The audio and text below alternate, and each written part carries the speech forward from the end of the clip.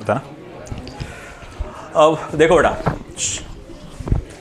अब अपन ने dynamics of rotational motion के टॉपिक ले रहे थे और उसमें कुछ न्यूमेरिकल हम ले रहे थे, मैंने कहा था और न्यूमेरिकल्स लेंगे अपन। तो चलिए और बढ़ते हैं आगे। आखिरी कौन सा था? चलिए अगला।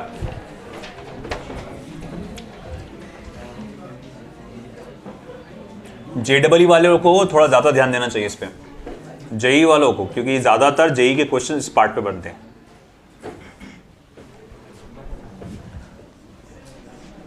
To maintain a rotor at a uniform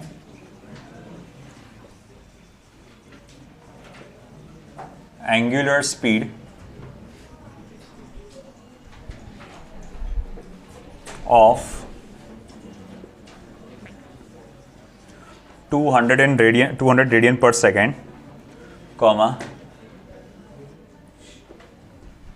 an engine needs to transmit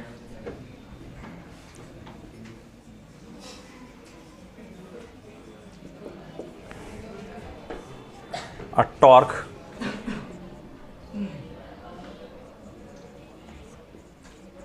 of 180 Newton meter. Full stop. What is the power consumed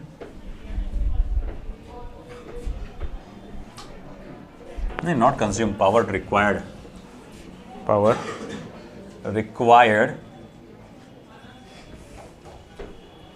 by the engine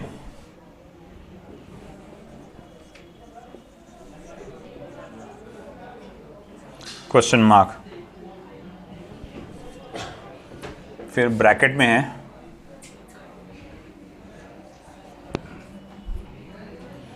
note करके दिया हुआ है uniform angular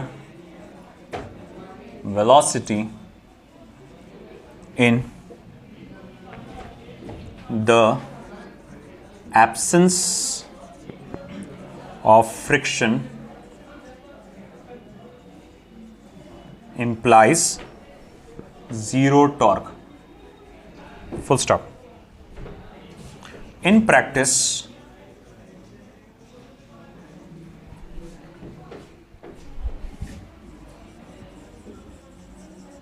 applied torque is needed to counter frictional torque. Frictional torque, bracket close. Assume that engine is 100% efficient. ये मान के चलिए कि engine जो है 100% एफिशिएंट है। आता भाई इधर हिंदो इधर सब लोग कि यहाँ पर एक बोला है एक मोटर को यूनिफॉर्म एंगुलर स्पीड मेंटेन रखना है ऑफ 200 रेडियन पर सेकेंड। तो उसके लिए इंजन क्या करता है 180 न्यूटन पर मीटर का लगातार टॉर्क लगाता है स्पीड को मेंटेन रखने के लिए। तो वो कह रहा है पावर कितना लगेगा उसके लिए यहाँ रखो। अब अगर नॉलेज होगा, ये जो अगला जो ब्रैकेट में जो नॉलेज स्टेटमेंट दिया हुआ है ना वो सिर्फ नॉलेजेबल लोगों के लिए है। बोले ऐसा क्यों बोल रहे हैं आप नॉलेजेबल लोगों के लिए? बताता हूँ क्यों, पहले ये लिख लेता हूँ। और टॉर्क कितना है 180 न्यूटन पर मीटर। हाँ, अब मैं ऐसा क्यों कह रहा हूँ कि अब ब्रैकेट में जो चीज़ डेटा दिया हुआ है वो सिर्फ नॉलेजेबल लोगों के लिए है। ऐसा है कि फॉर एग्जांपल आपको याद होगा लॉज ऑफ मोशन चैप्टर आपने पढ़े होंगे, है ना। अगर कोई बॉडी रेस्ट में है तो उसे रेस्ट में रहने के लिए कोई फोर्स नहीं चाहिए। अगर कोई बॉडी यूनिफॉर्म मोशन में है तो यूनिफॉर्म में मोशन में रहने के लिए कोई फोर्स नहीं चाहिए। मगर ये सिर्फ तभी सही है जब बाहर से कोई एक्सटर्नल फोर्स नहीं लग रहा है ना। तो ऐसा है कि अगर मान लो कोई चीज़ स्पेस में जा रही, स्पेस में कोई भी किस्म का मान लो फोर्स नहीं है, ना कोई ग्रेविटेशनल फोर्स है ना कोई फोर्स ऑफ फ्रिक्शन है। स्पेस में एक ऑब्जेक्ट ऐसा है मैंने उसको हल्का सा धक्का दे दिया तो वो चलते रहेगा चलते रहेगा चलते रहेगा कांस्टेंट स्पीड से, ता कयामत वो ऐसे ही चलता रहेगा। सिर्फ दो ही चीज़ उसको रोक सकती है, उसकी स्पीड को बढ़ा या कम कर सकती है। अगर वो किसी प्लैनेट के किसी स्टार के ग्रेविटेशनल फील्ड के संपर्क में आता है तो उसकी स्पीड बढ़ जाएगी, या किसी मैटर के साथ वो टकराता है, यानी या कोई भी हवा है, एटमॉस्फेयर है, उसके साथ जब वो टकराएगा तो फोर्स ऑफ फ्रिक्शन लगेगा, तो वो उसकी स्पीड को चेंज कर सकता है, यानी वेलोसिटी को चेंज कर सकता है। नहीं तो वो कभी भी नहीं रुकने वाला। तो फिर अपन बोलते हैं कि जैसा हमारे दिमाग में बैठा है कि अगर कोई चीज़ को यूनिफॉर्म स्पीड से चल रही है तो उस पर लगने वाला फोर्स हम लोग क्या बोलते हैं, जीरो।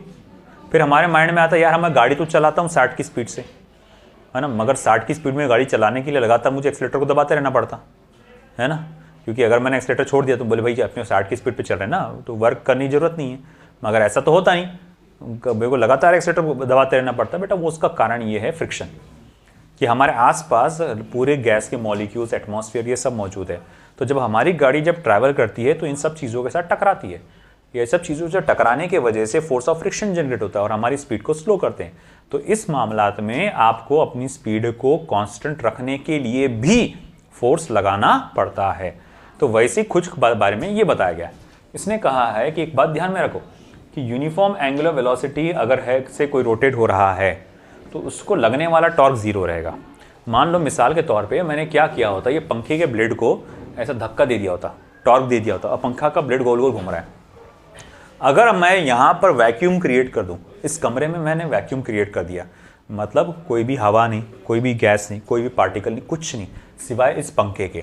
तो जब मैंने इसको टॉर्क दे दिया ना उसको, तो वो कयामत तक गोल गोल घूमते रहेगा कांस्टेंट स्पीड से, कांस्टेंट एंगुलर वेलोसिटी, घूमते रहेगा घूमते रहेगा घूमते रहेगा घूमते रहेगा, है ना। मान लो उसमें कोई फ्रिक्शन भी नहीं है, मान लो उसकी जो बेरिंग है उसमें कोई फ्रिक्शन भी नहीं है, तो भैया ये कयामत तक घूमते रहेगा, कुछ नहीं रोक सकता उसको। हाँ, मगर जैसे ही मैंने कमरे को खोला, अंदर की हवाएं आने लगी, सब एटमॉस्फेयर आ गया, या फिर प्रैक्टिकल अभी जो सिचुएशन में मैं यहाँ ट्राई करूँगा, इसको धक्का दूंगा और ये मैं देखूंगा थोड़ी देर के बाद रुक जाएगा ये।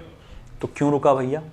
वो रुका आसपास की हवा के फ्रिक्शन की वजह से। तो मतलब अगर इस पंखे को लगातार आपको, भाई आप देखो पंखे की स्पीड सेट करते हो ना, है ना, 1 पर सेट करो, 2 पर सेट करो, अभी तो पंखे को 1 या 2 पर सेट करते होंगे, तो मोटर उसको लगातार घुमाते रहती है, एक ही स्पीड से घुमाते रहती है। तो देखो आसपास फ्रिक्शन होने की वजह से मोटर को वर्क करना पड़ता है कांस्टेंट स्पीड पे घुमाने के लिए। क्योंकि क्या होता है कि जैसा कि आपने पूछा, to maintain a rotor at uniform angular speed, आप जैसे ये पढ़ेंगे एक रोटर को यूनिफॉर्म एंगुलर स्पीड पे रखने के लिए कितने पावर की जरूरत पड़ेगी, आपके दिमाग में आएगा अरे ये कैसा बोल रहा है, ये तो क्वेश्चन ही गलत है। बोले क्यों गलत है? अरे यूनिफॉर्म स्पीड से गोल गोल घूम रहा ना वो, तो भैया तो उसको टॉर्क लगना ही नहीं है ना, टॉर्क तो जीरो रहेगा।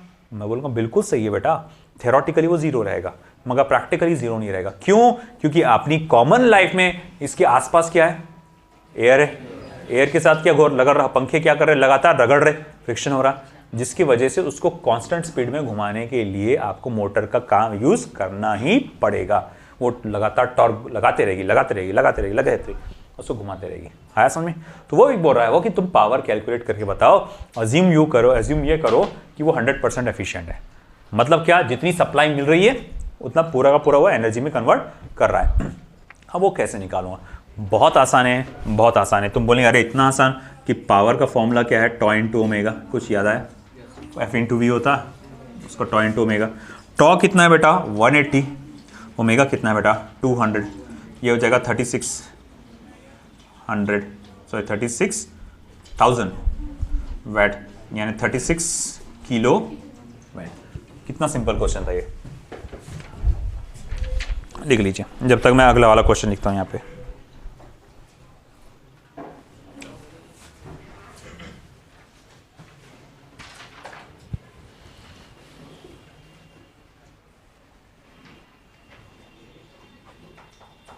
A flywheel of mass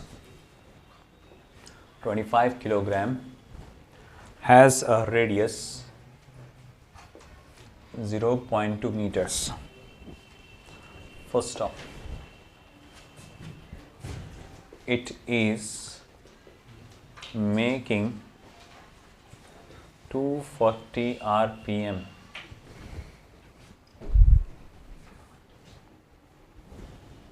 What is torque necessary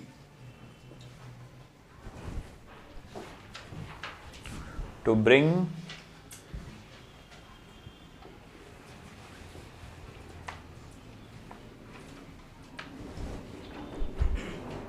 it to rest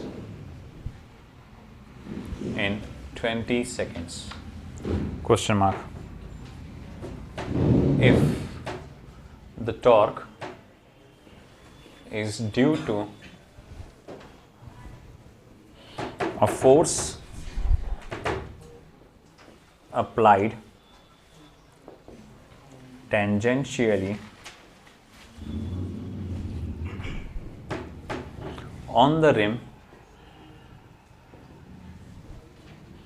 of the flywheel, for comma, what is the magnitude of force? तो फोर्स का मैग्नीट्यूड कितना होगा पता लगा।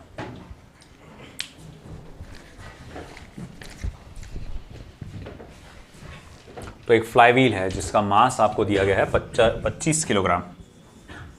ठीक है भैया, तो भैया हम ये इमेजिन करके चलेंगे कि फ्लाईव्हील है जिसका मास आपको 25 किलोग्राम दिया गया है, उसका रेडियस आपको 0.2 मीटर्स दिया गया है, वो 240 आरपीएम यानी उसकी लीनियर फ्रीक्वेंसी 240 आरपीएम सेकेंड्स में कन्वर्ट करने के लिए उसको क्या करना पड़ेगा, 60 से डिवाइड करना पड़ेगा, तो वो आरपीएस में कन्वर्ट हो जाएगा 00, तो ये हो जाएगा 4 आरपीएस। ठीक है, तो कितना टॉर्क की ज़रूरत है उसको रोकने के लिए? तो भाई फाइनल एंगुलर स्पीड जो है उसकी 0 हो चुकी है और ये इनिशियल बोल सकता हूँ लीनियर फ्रीक्वेंसी, और इसने पूछा है तो उसके लिए कितने टॉर्क की ज़रूरत पड़ेगी। अच्छा, कितनी देर में रोकना है तुमको? 20 सेकेंड्स में रोकना है। ठीक है, torque due to applied force tangential on the rim, what is the magnitude for. हाँ, एक और चीज़ उसने पूछ लिया, साथ ही साथ आप ये भी पता चला कि उसको फोर्स कितना लगेगा रोकने के लिए, है ना। 2 चीज़ें पूछा है, कितना टॉर्क कितना फोर्स। अब देखो भाई सिंपल सी बात है, पहले जो चीज़ पूछा गया है ना, हम या फिर एक काम करते हैं, हम टॉर्क का फॉर्मूला क्या होता है, एक होता है R इंटू एफ और एक होता है I इंटू अल्फ़ा। तो अब अगर मैं देखूँ टॉर्क का ये फॉर्मूला है I इंटू अल्फ़ा, अगर मुझे ये पता चल जाए किसी तरह से कि कितना अल्फ़ा है, क्योंकि I तो पता चल जाएगा mr²/2 से, है ना, अल्फ़ा कितना होगा अगर ये किसी तरह से मुझे पता चल जाए तो फिर मेरे को टॉर्क मिल जाएगा। बोले अल्फ़ा कैसे पता चलेगा आपको? भाई देखो वो तो निकालना पड़ेगा। अच्छा, यहाँ पर मोशन कैसा हुआ? मुझे बहुत अच्छा हुआ। अरे तेरी टाइप कितना कौन सा है वो, उसका रिटार्डेड मोशन है। अच्छा, कोई भी एक्सेलेरेटर और रिटार्डेड मोशन में कौन सी चीज़ लगा सकते हैं अपन? Kinematical equation. अब कैसा दिमाग में आ रहा है ना, बार बार स्टडी करने के वैसे आ रहा दिमाग में। तो काइनेमेटिकल इक्वेशन मेरे पास क्या क्या है? तो बोले इनिशियल वेलोसिटी है, एंगुलर वेलोसिटी। बोले सर कुछ भी बात, कहाँ है? ओमेगा थोड़ी है मेरे पास। अरे इनिशियल लीनियर फ्रीक्वेंसी है ना, उसको 2 पाई से मल्टीप्लाई करेंगे तो क्या मिल जाएगा? इनिशियल एंगुलर स्पीड मिल जाएगा। अच्छा ठीक है, और क्या है? बोले फाइनल एंगुलर स्पीड है, 0 है। और क्या है? बोले मेरे को टाइम माना है। अरे तो फिर ω2 = ω1 + α t का फॉर्मूला लगाओ ना, और उससे क्या निकालो? अल्फा। अच्छा ठीक है, चलो उससे अल्फा मिल जाएगा। फिर आगे क्या? मोमेंट ऑफ इनर्शिया चाहिए ना, तो mr²/2 करो, तो उससे क्या मिल जाएगा? Moment of inertia. वैल्यू डाल दो, आ जाएगा वहाँ पे। अच्छा ठीक है, चलो मान लिया, वो भी निकाल लिया, तो उससे टॉर्क मिल गया। एक और चीज़ पूछी हुई है, बोले क्या? फोर्स। अरे तो बहुत ही आसान है, टॉर्क = R इंटू एफ।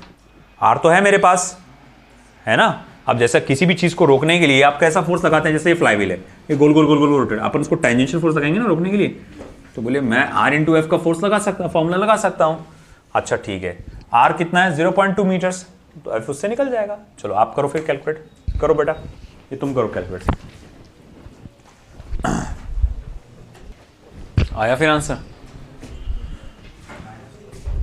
सबसे पहले अल्फा निकालने के लिए मैं तो क्या लूँगा? ω2 - ω1 अपॉन टी, यानी कि 2 पाई n2 - n1 अपॉन टी, जिसमें n2 क्या हो चुका? मैंने फाइनल वैल्यू तो 0 हो चुकी थी, तो ये तो पार्ट 0 हो गया, बस n1 बचा। n1 कितना बेटा? 4, यानी कि हो जाएगा 8 pi. Alpha = 8 pi. What about the time? It's 20 seconds. तो कितना हो जाएगा बेटा ये? 4 2 4 पाई/5, 2 पाई/, हाँ सॉरी 2π/5 रेडियन पर सेकेंड स्क्वायर। ये मेरे पास क्या आ गया, एंगुलर एक्सटेंशन आ गया। अब उसके बाद टॉर्क इज इक्वल्स टू आई, हाँ माइनस में आएगा ऑफकोर्स।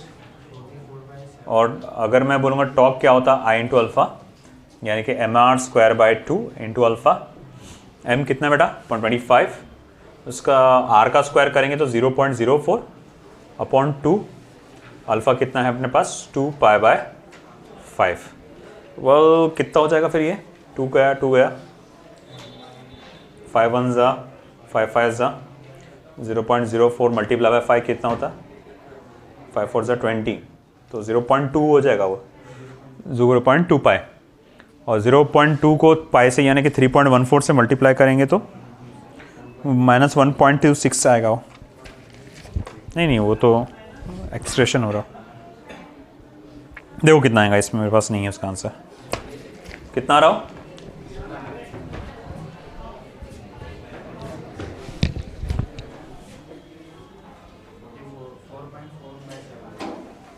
सॉरी 4.4 नहीं ना, 5 मल्टीप्लाई बाय 0.04 कितना हो रहा, 5 मल्टीप्लाई बाय 0.04 2 डेसिमल, 5 4 20 0.2 हो रहा हूँ, और 0.2 मल्टीप्लाई बाय 3.14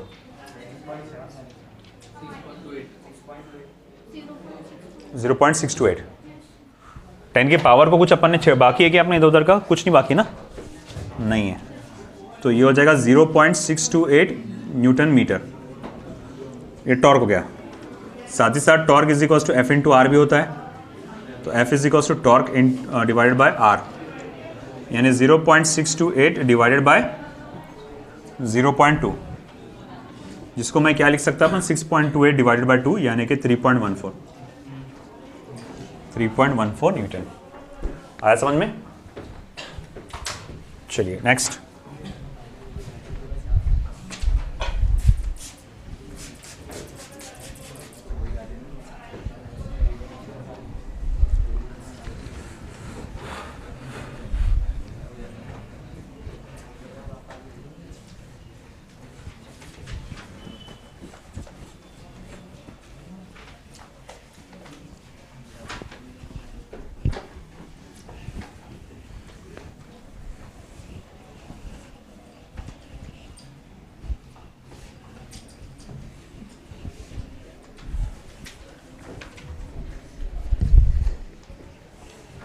तो नेक्स्ट क्वेश्चन अभी आपके सामने जा रहा है डायनामिक्स ऑफ रोटेशनल मोशन का ही, और ये मैं ले रहा हूं from module.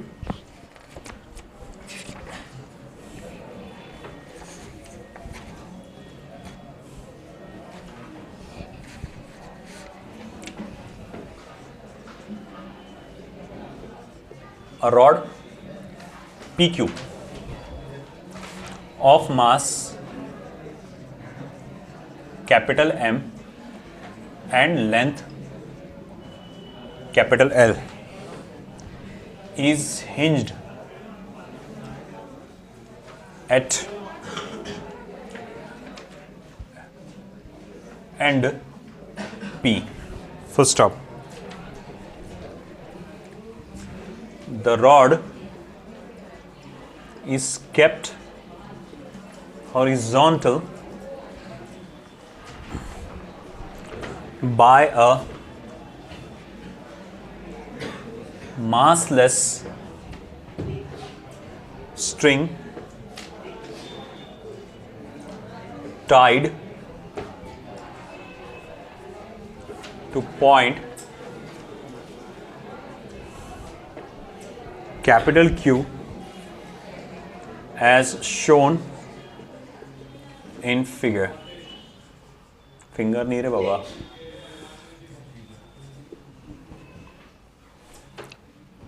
full stop. When string is cut, comma, the initial angular acceleration of the rod is, first option is given as 2g by L, second is given as 2g upon twice L, third is given as 3g upon twice L, and the fourth one is given as g by L. ठीक, और diagram दिया गया है यहाँ पे। ये एक rod है, ये P एंड है, ये Q एंड है, यहाँ से एक स्ट्रिंग अटैच्ड है जो कि ये रिजिड सपोर्ट पे फिक्स्ड है, ठीक है, और यहाँ से लेकर यहाँ तक के ये L है, ठीक है। और अचानक से आपने स्ट्रिंग को कट किया और आई थिंक शायद से पॉइंट P पे पाइवोटेड है, हाँ यहीं से हिंज किया, मतलब मान लो किसी स्क्रू से किसी चीज़ से आपने यहाँ फिक्स किए हुए हैं, और आपको मालूम है जैसे ही आप ये रस्सी को काटेंगे तो क्या होगा, हाँ जैसे ही रस्सी को काटेंगे, मान लो ये ऐसा सिचुएशन पे था, जैसे ही रस्सी को काटेंगे ये ऐसा आ जाएगा, है ना। अब मेरा सवाल उठा किस चीज़ की वजह से ये नीचे आया, ग्रेविटेशनल फोर्स। ग्रेविटेशनल फोर्स कहाँ लगता है बॉडी पे, सेंटर ऑफ मास पे। ग्रेविटेशनल फोर्स मतलब वेट बोल सकता हूँ मैं इसका। अब इसका वेट अगर मैं मान के चलो, इसका मास अगर कैपिटल M है तो इस पर इसका वजन क्या होगा mg, और उसने उसको नीचे लाया होगा, उसके वेट नहीं लाया होगा ना उसको नीचे। तो अगर इसके वेट ने उसको नीचे लेकर आया, और वो वेट कहाँ एक्ट होता है हमेशा, सेंटर ऑफ मास पे, तो ये इसका सेंटर ऑफ मास है, तो इसका वेट यहाँ से नीचे तरफ आया होगा, उसने उसको नीचे लेकर आया होगा, ठीक है। अच्छा एक बात बता, फिर अगर यहाँ फोर्स यहाँ लग रहा, फोर्स यहाँ लग रहा, और ये क्या होगा, सॉरी यहाँ नहीं, ये सॉरी ये क्या हो जाएगा फिर, distance from the axis of rotation, क्योंकि एक्सिस ऑफ रोटेशन ये है ना तुम्हारा, जो कि कितना होगा r, तो यानी r इज इक्वल टू क्या रहेगा L/2। अच्छा इस प्रोसेस में मुझे एक बात बता, ये प्रोसेस में जब ये ऐसे नीचे गिरा तो इस रॉड में तेको नहीं लगता रॉड ने रोटेशनल मोशन भी परफॉर्म किया, कौन से सेंटर ऑफ मास पे कि अबाउट इट्स वन एंड पर, वन एंड पर, और मोमेंट ऑफ इनर्शिया क्या होता है ml²/3। तो हमसे जो उसने पूछा है कि भाई पता लगाओ एंगुलर एक्सेलरेशन, मैं जानता हूं टॉर्क का फॉर्मूला I इंटू अल्फा, मैं जानता हूं टॉर्क का फॉर्मूला F इंटू आर। अब मुझे I इंटू अल्फा को मैं क्या करूंगा, F इंटू आर से इक्वेट करूंगा। अच्छा I क्या रहेगा, रॉड का moment of inertia ml²/3 into alpha, force क्या रहेगा mg। अच्छा कहाँ लग रहा वो, r/2, L/2, ठीक है L/2। अब क्या होगा फिर भैया, m गया, एक L गया, एक L गया, ये फिर उसके बाद सबको उधर भेजो, तो अल्फा इज इक्वल टू बेटा फिर क्या हो जाएगा 3g/2 टाइम्स ऑफ L। अब 3g/2 टाइम्स ऑफ L यानी कि C option.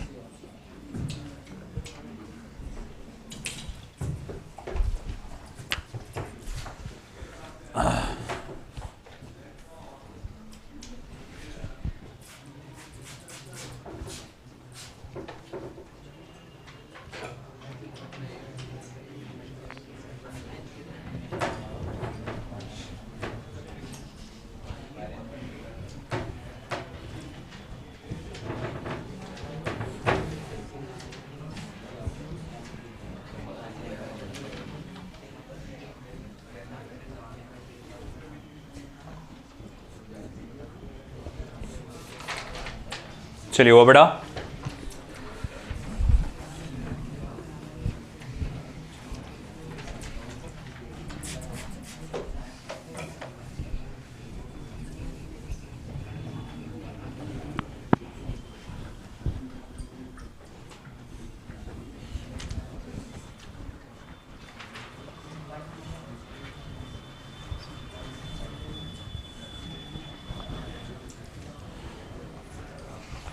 Next question.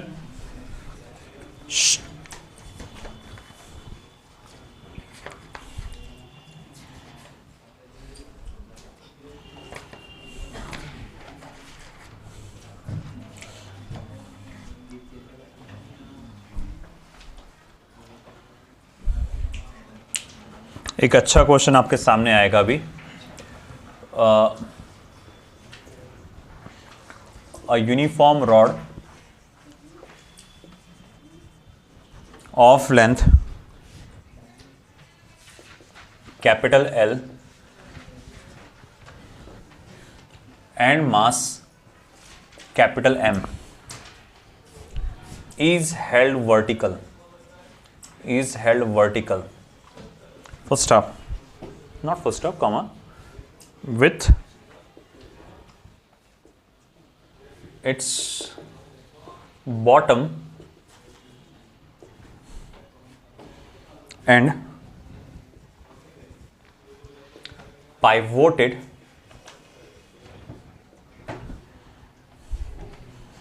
to the floor.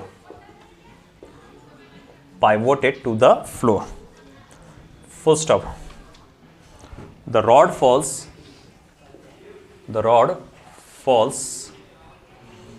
under gravity. Under gravity. Full stop. Not again, comma, freely turning about the pivot. Turning about the pivot. Full stop.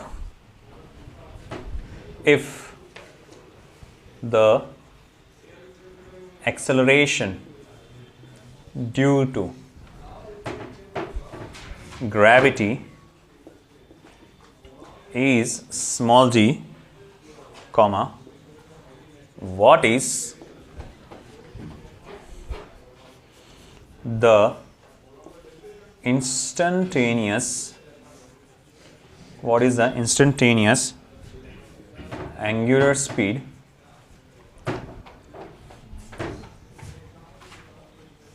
of the rod when it makes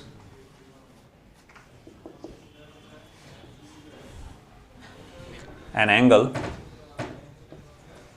of 60 degree with vertical. First option is given as g by L to the power 1 by 2. Second option 3g by 4L to the power 1 by 2. Third option 3 root 3 g upon twice L to the power 1 by 2. Last option 3g upon twice L raised to power 1 by 2. देखो एक खास बात मैं बोलना चाहूँगा NEET के student को और जेई स्टूडेंट्स को लेकर। नीट के स्टूडेंट्स को मैं बोलूँगा कि भैया अब इस रीजन पे बहुत ज़्यादा वर्क मत करना बहुत ज़्यादा, क्योंकि इस रीजन को प्रॉब्लम मतलब लेवल बढ़ाने में कोई लिमिट नहीं है। ये अप्लाइड रोटेशनल मतलब अप्लाइड फिजिक्स के बारे में है ना। तो तुम जैसा जैसा जाओगे इसमें बहुत ज़्यादा टफ क्वेश्चंस तुमको मिलते जाएंगे। तो नीट के स्टूडेंट्स को बहुत ज़्यादा इस पर टाइम वेस्ट नहीं करना, जितना मॉड्यूल में है उतना अच्छे से कर लो, है ना। थोड़ा डीपीपी भी देख लेना और बाकी टॉपिक्स पे सबसे ज़्यादा फोकस करना, है ना। मोमेंट ऑफ इनर्शिया के जो टॉपिक्स है, principle of parallel and perpendicular axis के हैं, law of conservation of angular momentum के हैं, वो टॉपिक्स पे ज़्यादा फोकस करना। वाई? क्योंकि उसी रीजन में से क्वेश्चंस आएंगे। वही चीज़ उल्टा बोलूँगा मैं जेई वालों को। जेई वालों को मैं ये कहूँगा कि भैया ये टॉपिक पे बहुत ज़्यादा फोकस करना, ज़्यादा से ज़्यादा प्रॉब्लम्स सॉल्व करना इस टॉपिक से रिलेटेड के, क्योंकि तुमको जो क्वेश्चंस आएंगे जेई वालों को कि ज़्यादातर इस टॉपिक से रिलेटेड आएंगे। बाकी भी इंपॉर्टेंट है, ऐसा नहीं है, मगर ये बहुत ज़्यादा इंपॉर्टेंट है ना। तो ये स्मार्टली खेलना, नहीं तो पता चला तुम गलत रीजन में अपना टाइम वेस्ट कर रहे है ना। तो ये ध्यान रखना इस बात का।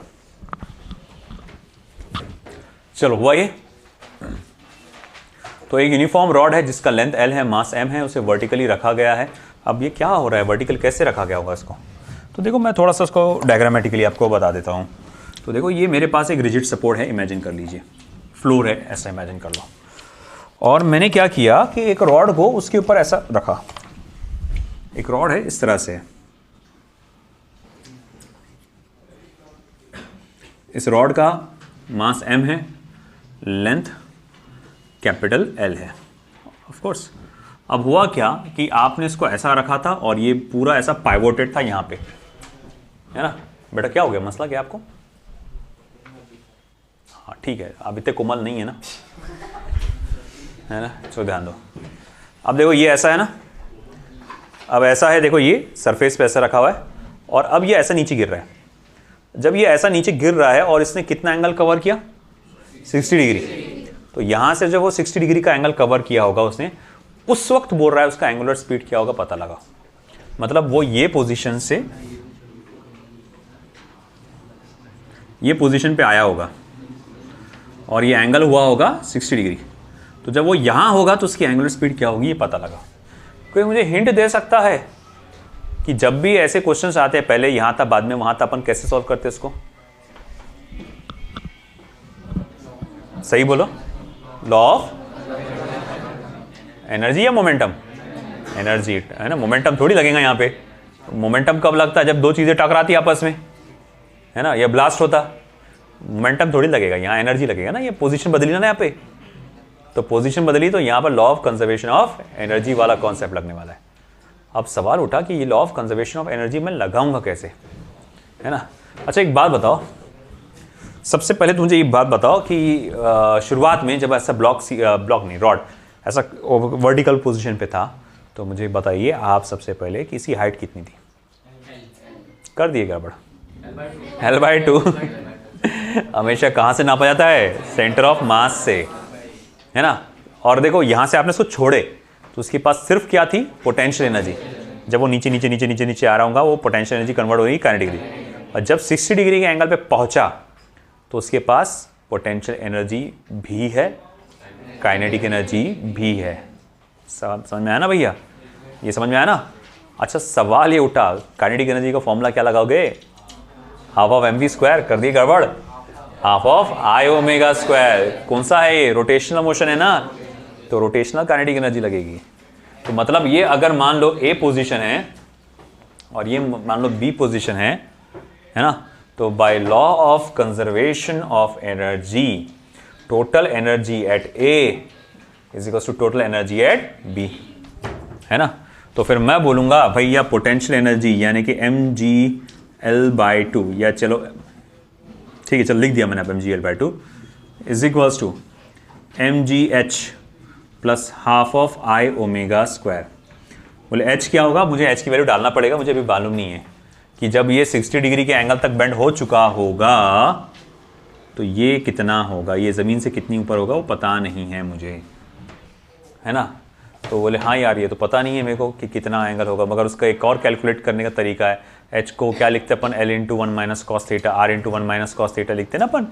तो मैं एक उसको ऐसा लिख सकता हूँ, h को R/1 - cos theta, radius × 1 - cos theta. Sir ये वाला लूँ कि ये वाला? यही वाला ले ना, L/2 लिया ना तो यहाँ पर h, तो फिर ये वाला ही ले, तो R/1 - cos। ये बता दूँ कि भैया कैसा है कि अपन ने सर्कुलर मोशन में देखे थे?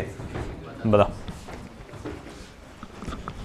पकड़ बेटे इसको, है ना।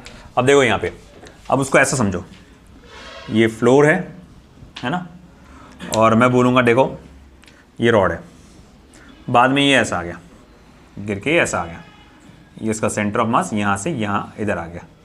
अब देखो यहाँ पर ये आपका ट्रायंगल बना यहाँ पे, है ना, ये बन गया ट्रायंगल।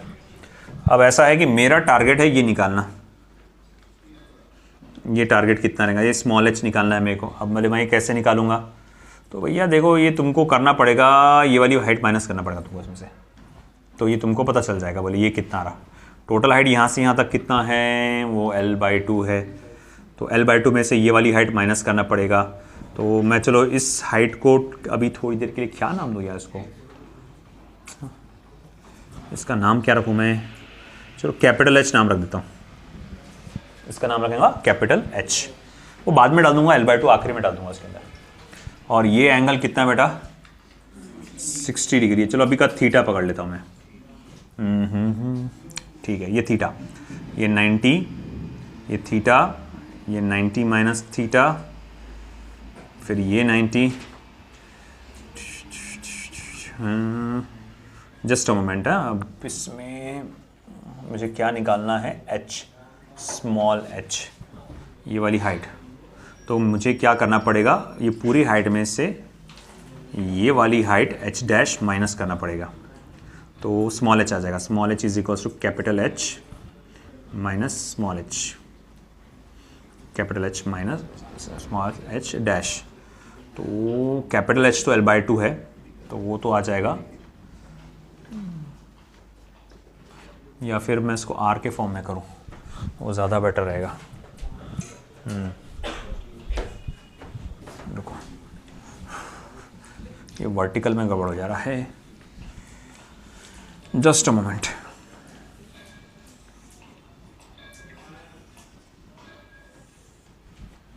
ये चलो मिड पॉइंट पकड़ लो, ये मिड पॉइंट अभी इधर आ गया, पहले यहाँ हुआ करता था, यहाँ से सरक के इधर आ गया। ये ऐसा सर्कुलर मोशन परफॉर्म करके तो अगर मैं कहूँ कि यहाँ से यहाँ तक का पोर्शन क्या है, r है, तो यहाँ से यहाँ तक का पोर्शन भी क्या रहेगा, r रहेगा।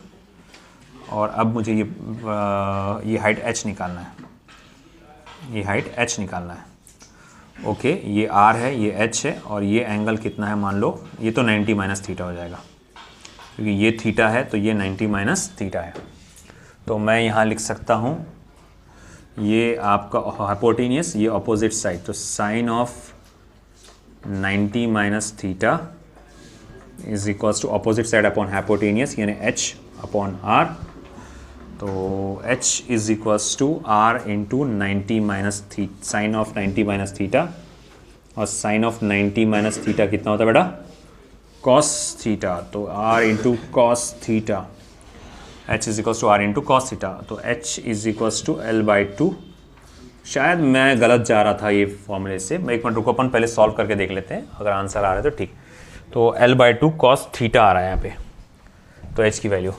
तो अगर h इज इक्वल्स टू मेरा ये ना आके l/2 cos थीटा का फॉर्मूला लूँ मैं, यानी l/2 cos 60 डिग्री अगर मैं लूँ, यानी वो हो जाएगा l/4।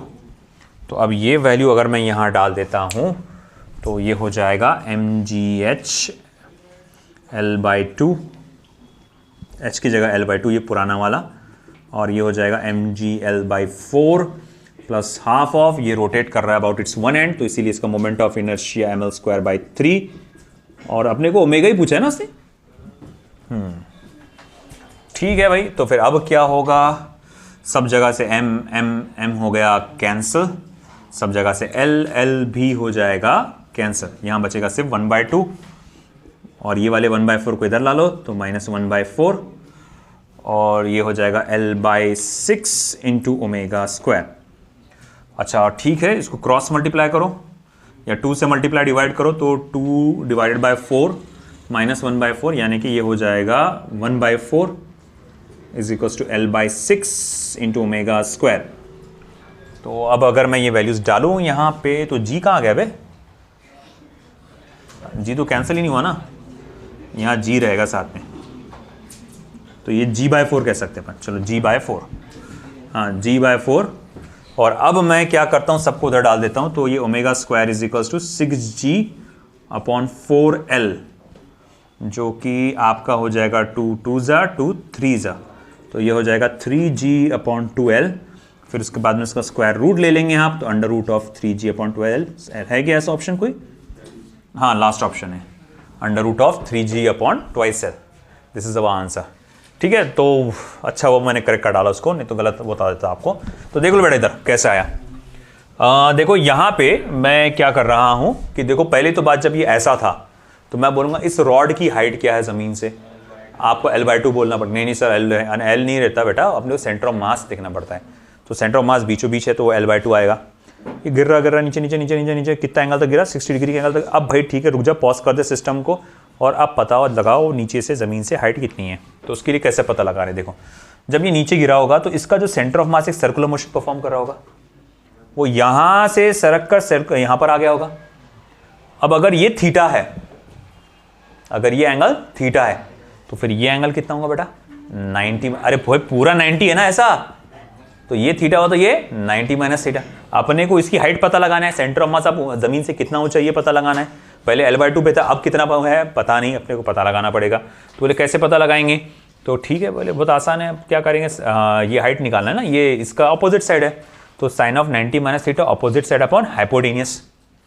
अच्छा हाइपोटेनियस क्या है, तो बोले ये है, अरे ये तो इसी के बराबर रहेगा, r के बराबर, तो h अपॉन r, तो h is equals to sine of 90 minus theta.